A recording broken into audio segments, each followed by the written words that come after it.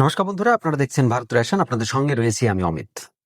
বন্ধুরা দেখুন, বাংলাদেশ যেন একদম তেলে বেগুনে চলছে। শুধুমাত্র একজন প্লেয়ারকে আমাদের আইপিএল থেকে বের করে দিয়েছি, যে কারণে ওই যে 9 কোটি 20 লক্ষ টাকার লোভ তারা সামলাতে পারছে না, জিভ দিয়ে লাল পড়ছে।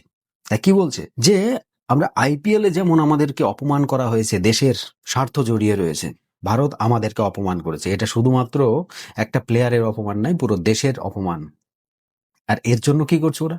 টি-20 ওয়ার্ল্ড কাপ 2026 আমাদের ভারতে এবং শ্রীলঙ্কায় অনুষ্ঠিত হওয়ার কথা, সেটাই আসছে না, এরকম বলে দিয়েছিল। কিন্তু আইসিসি তো মুখে একদম জামা ঘষেই দিয়েছে। রিসেন্টলি বাংলাদেশের মিডিয়াতে এর প্রোপাগান্ডা কি করা হচ্ছে? বাংলাদেশের মিডিয়াতে একটা সময় বেশ 2-1 মাস আগেই যারা নিরপেক্ষভাবে কথা বলতো, আজকে দেখছি তারাও ঠিক সেই একই গড়ে গড় দিচ্ছে।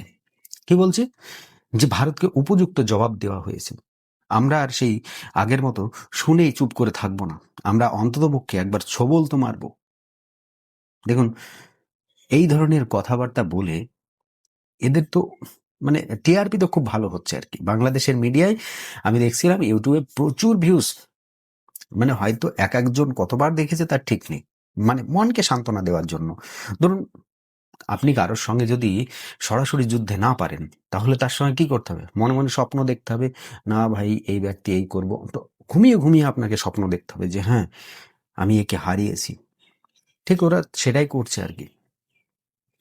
রিসেন্টলি দেখুন, বাংলাদেশের ধুরন্ধর একজন সাবেক ক্রিকেটার, সাবেক ক্যাপ্টেন এবং সাবেক ব্যাটসম্যান বলতে পারেন, ওপেনার বলতে পারেন, তামিম ইকবাল। এই তামিম ইকবালকে যেভাবে অপমান করছে এখন বাংলাদেশের মিডিয়া এবং বাংলাদেশের সাধারণ মানুষ, আমরা বলতেই পারি যে এই তামিম ইকবালকেই 2024 সালের জুলাইয়ে মাথায় করে রেখেছিল এরা। জুলাই আগস্টে যখন এই শেখ হাসিনা দেশ ছেড়ে চলে গেল, তখন কিন্তু তামিম ইকবালকেই এরা মাথায় তুলে রেখেছিল। আজকের ডেটে তামিম ইকবাল একটা ছোট্ট কথা বলেছে। কি বলেছে? যে বাংলাদেশের যে সমস্ত সাপোর্ট আর্থিক দিক দিয়ে, সেই সাপোর্টটা ক্রিকেটে সম্পূর্ণ পায় আইসিসির তরফ থেকে। এখন একবার ভেবে দেখবেন, আমি গতকালকেও বলেছিলাম, এর আগেও বলেছি এবং বারবার বলি, আজকেও বলছি, আইসিসির রেভিনিউ এর 70-80% রেভিনিউ আসে আমাদের বিসিসিআই থেকে। তাহলে বিসিসিআই থেকে যদি আইসিসি রেভিনিউ পাই, আর সেই বিসিসিআই এর কথা তো নিশ্চয়ই শুনবে। একটা বাংলায় প্রবাদ কি রয়েছে জানেন তো, যে যে গরু দুধ দেয় তার লাথি খাওয়া যায়। আইসিসি ঠিক সেটাই করে। বিসিসিআই যেহেতু এত রেভিনিউ দিচ্ছে তাকে, তো অবভিয়াসলি বিসিসির দু একটা ডিমান্ড তারা রাখে। এই বিসিবি, বাংলাদেশ ক্রিকেট বোর্ড, এদেরকে তো মানে সেই টেনে নিয়ে যাওয়া মতো। আইসিসি যদি এদেরকে অনুদান না দেয়, আইসিসি যদি এদেরকে বা আর্থিক দিক দিয়ে সহযোগিতা না করে, আর্থিক দিক দিয়ে যদি সাহায্য না করে, তাহলে বাংলাদেশ ক্রিকেট বোর্ড বা আরো কয়েকটা ক্রিকেট বোর্ড রয়েছে ছোটখাটো, তাদের কি ক্ষমতা আছে? এই যে বলছে যে ভারতে খেলতে আসবে না, এখন যদি স্পন্সর যারা করছে আর কি, তারা যদি বলে যে ঠিক আছে খেলতে আসবে না, এর দরুন যে যে ক্ষতিপূরণ হয়েছে সেই ক্ষতিপূরণটা দাও। তো কয়েক কোটির কথা শুনলে পারে তো লেজ গুটিয়ে পালাবে, কারণ সেই কয়েক কোটি দেওয়ার মতো ক্ষমতা তো এখন নেই বর্তমানে বাংলাদেশের। সিচুয়েশন তো খুবই খারাপ। রিসেন্টলি দেখছেন না, চারিদিকে যখন রাস্তা বন্ধ হয়ে গিয়েছে, তখন ভারতের কাছে হাত পাততে হচ্ছে। চাল চেয়ে হাত পাতলো, তারপরে পেঁয়াজ দেওয়া হলো, আবার চাল চেয়েছিল সেটাও দেওয়া হলো, আবার রিসেন্টলি ডিজেল চেয়েছে। তাহলে ধারণা করুন, একটা সময় কি বলতো যে ভারত থেকে বাংলাদেশের যে পাইপ লাইন হয়েছে জুলাই আগস্ট টাইমে 2024 সালের পরে, তারা বলল যে এই পাইপ লাইন দিয়ে ভারতে তেল যায় বাংলাদেশ থেকে। মানে বাংলাদেশ কি পদ্মা নদীর মধ্যে থেকে তেল উৎপাদন করে, নাকি তেল তৈরি করে, নাকি খেজুর গাছে তেল হয় বাংলাদেশের, যে ওই তেলটা ওই পাইপ লাইন দিয়ে আমাদের ভারতের আসে? মাথা মোটা দল এই জ্ঞানটুকু নেই যে ওই পাইপ লাইনটা তৈরিই হয়েছিল ভারত থেকে বাংলাদেশে তেল যাওয়ার জন্য। আজকের ডেটে সেই তেলটাই তোমাদের ওই ইউনূস সরকার আবার নতুন করে অর্ডার করেছে। গিয়ে রিপোর্টটা দেখে আসতে পারো, কত লক্ষ মেট্রিক টন ইউনূস সরকার তোমাদের অর্ডার করেছে। প্রায় 2 লক্ষ মেট্রিক টনের কাছে তেল আমাদের ভারত থেকে যাবে বাংলাদেশে। কিভাবে যাবে? সেটা আসাম থেকে আসবে আমাদের শিলিগুড়ির ওই যে টার্মিনাল রয়েছে, সেই টার্মিনালে, সেখান থেকে ওই পাইপ লাইনের মাধ্যমে যাবে বাংলাদেশে। আর এর কস্ট বাগারা যদি দেখতে চাও, আগামী দিনে আমি বা প্রতিবেদন দিয়ে দেবো তোমাদেরকে, সেটা দেখে নিও। তাই বলে ভারত থেকে বাংলাদেশে কিছু যায় না, তো কিছু যায় না, তো এগুলো কি যাচ্ছে? খেজুর গাছের রস নাকি? ওরা ভাবে যে তেলটা বাংলাদেশ খেজুর গাছের রস, মানে খেজুর গাছ থেকে পাওয়া যায়, আর ওই রস ওরা পাঠিয়ে দেয় ভারতে। বাংলাদেশ নিজেকে ভাবছে যে আমি আইসিসির বস হয়ে গিয়েছি, মানে আইসিসিকে আমি কন্ট্রোল করব।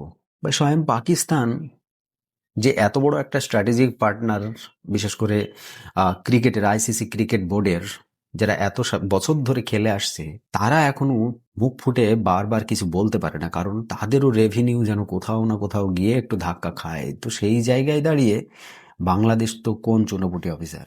আজকের ডেটে বাংলাদেশ তামিমকে যেভাবে মানে হেনস্থা করছে, তাতে মনে হয় আগামী দিনে বাংলাদেশের এই ক্রিকেটের ভবিষ্যৎ খুব একটা ভালো না, মানে একদম তলানিতে চলে গিয়েছে। আগামী দিনে একদম ধসে যাবে, কারণ বিসিসিআই সঙ্গে পাঙ্গা নিয়ে কোনো ক্রিকেট বোর্ডই খুব একটা সুবিধা করতে পারেনি। দেখুন, একবার ভেবে দেখুন, তামিম ইকবাল বলেছে যে 70-80% রেভিনিউ ভারত দেয়, বিসিসিআই দেয় আইসিসিকে, আর সেই আইসিসির 95% রেভিনিউ মানে বাংলাদেশে যা দরকার হয় আর্থিক সহযোগিতা ক্রিকেটের ক্ষেত্রে, সেই সহযোগিতার 95% রেভিনিউ দেয় আইসিসি। তাহলে আইসিসির সঙ্গে লড়াই করে তো আমাদের কোনো দরকার নেই। ভারতের যে আইপিএল, ওটা একটা ভারতের ফ্র্যাঞ্চাইজি লিগ, ওটার সঙ্গে আইসিসি বা ওটার সঙ্গে বিসিসিআই কে এক করতে গেলে হবে না। ইন্টারন্যাশনাল ক্রিকেট বোর্ড আর একটা ফ্র্যাঞ্চাইজি ক্রিকেটের মধ্যে অনেক পার্থক্য থাকে। এখন একটা ফ্র্যাঞ্চাইজির জন্য আপনি যদি সম্পূর্ণ ইন্টারন্যাশনাল ক্রিকেটকে বয়কট করেন, তাহলে তো একটা সময় আসবে যখন ক্রিকেট থেকে তোমাকে সরে আসতে হবে, তোমাকে আর কেউ মানে সেই এটা দিয়েও পুষবে না। যাই দেখুন, বাংলাদেশের পরিস্থিতি খুবই খারাপ চলছে। বাংলাদেশ যেভাবে পাকিস্তানের কথা শুনে নাচছে, তাতে আগামী দিনে এরা সমস্ত দিক থেকে ডাউন হবে। শুধুমাত্র অর্থনীতি নয়, এরা যেভাবে ভাবছে যে তাদের বর্ডারে সেনা সহযোগিতা দরকার, তাই পাকিস্তানকে তারা হাত করেছে। একটা সময় এমন হবে, এই পাকিস্তানিদের তাড়ানোর জন্য আবার তারা ভারতের কাছেই চলে আসবে, আর তখন কিন্তু আর কোনো উপায় থাকবে না। তখন ভারতের ক্লিয়ার কাট যে বার্গেনিং, সেটাই হবে। কি হবে সেটা আপনারা খুব ভালোভাবে বুঝতে পারছেন। এই যে চিকেন নেক নিয়ে এত লাফালাফি করতো না তারা, তাই চিকেন নেকের জায়গায় যে বাংলাদেশের আর কত নেক কেটে যাবে সেটা তারা এখনো ধারণা করতে পারছে না। তাই খোঁচা মারামারি বন্ধ করো, নিজেদের যে সমস্ত যে যা কিছু রয়েছে সেগুলো নিয়েই থাকো। ভারতকে বেশি প্রভোগ করলে তোমাদের প্রবলেম অনিবার্য, তোমাদের ধ্বংস অনিবার্য। আইসিসি মুখের ওপর যেটা বলে দিয়েছে সেটা তো তারা মানতে রাজি নয়। তারা বলছে যে মুস্তাফিজকে ভারত আইপিএল থেকে বহিষ্কার করলো তো কি হয়েছে, পিএসএল সঙ্গে সঙ্গেই তাকে আবার অফার দিয়ে দিয়েছে। আমি একটা ছোট্ট আঁকড়া বলতে পারি যে আইসিসির সবচাইতে রেভিনিউ তো বিসিসিআই দিচ্ছেই। এবার পিএসএল কি দিচ্ছে আমি সেটা একবার জানিয়ে দিই আপনাদেরকে। দেখুন, পিএসএল এর একটা টিমের টোটাল যতটা বাজেট আমাদের আইপিএল এ 2 থেকে 3টে প্লেয়ারকে ততটা দেওয়া যায়। আই থিঙ্ক যত সম্ভব পিএসএল এর একটা টিমের যতটা বাজেট থাকে, তার সমান বাজেট কি তার চাইতে 2-1 কোটি টাকা বেশিই থাকবে আমাদের যত সম্ভব শ্রেয়াস আয়ার। আর যদি ঋষভ পান্তকে যদি আপনারা একত্রিত করেন, দুজনের স্যালারি যদি এক জায়গায় করেন, তাহলে কিন্তু ওই পিএসএল এর একটা টিমের যা ওরা স্যালারি দেয় তার চাইতে বেশি হবে এটা। তাই কোথায় আইপিএল আর কোথায় পিএসএল, সেই দুটো তো আপনারা খুবই কম্পেয়ার করতে পারবেন ভালোভাবেই। তাই বাংলাদেশিরা এখন খুব লাফালাফি করছে যে মুস্তাফিজকে আইপিএল থেকে বহিষ্কার করার সঙ্গে সঙ্গেই পিএসএল অফার দিয়ে দিল। কি অফার দিল? কত কোটি টাকা পাচ্ছে? আমার তো মনে হয় ওইখানে খেলার চাইতে বাড়িতে বসে থাকা ভালো, অন্ততপক্ষে শরীরটা রেস্ট পাবে। পিএসএল ওই দেবে হয়তো একটা ট্রিমার, যেটা হয় আর কি। গত বছর আমরা দেখলাম যে ট্রিমার দিচ্ছে, যে প্লেয়ার অফ দ্য ম্যাচ হচ্ছে বা যে ম্যান অফ দ্য ম্যাচ হচ্ছে, তাদেরকে ট্রিমার দেওয়া হচ্ছে। তাহলে ধারণা করতে পেরেছেন যে কোন লেভেলে পৌঁছিয়ে গিয়েছে পিএসএল। খুবই সংকীর্ণ মানসিকতার মানুষ এই পাকিস্তানি এবং বাংলাদেশের কিছু জেহাদি সম্প্রদায়ের যে সমস্ত মানুষ রয়েছে তারা। তাই যাই হোক, এদেরকে আমরা বোঝাতে পারবো না। এরা সেই দিনই বুঝবে যেদিন পিছনে দেওয়াল ঠেকে যাবে, আর এটার খুব তাড়াতাড়ি হতে চলেছে। আইসিসির একটা ধমক খেয়েছে, আগামী ডেটে হয়তো আরো একটা ধমক খাবে। যদি ভারতে খেলতে না আসে, তাহলে ওদের ভবিষ্যৎ ক্রিকেট থেকে একদম সম্পূর্ণ মুছে গেল। আপনাদের কি মতামত অবশ্যই কমেন্ট বক্সে জানাবেন।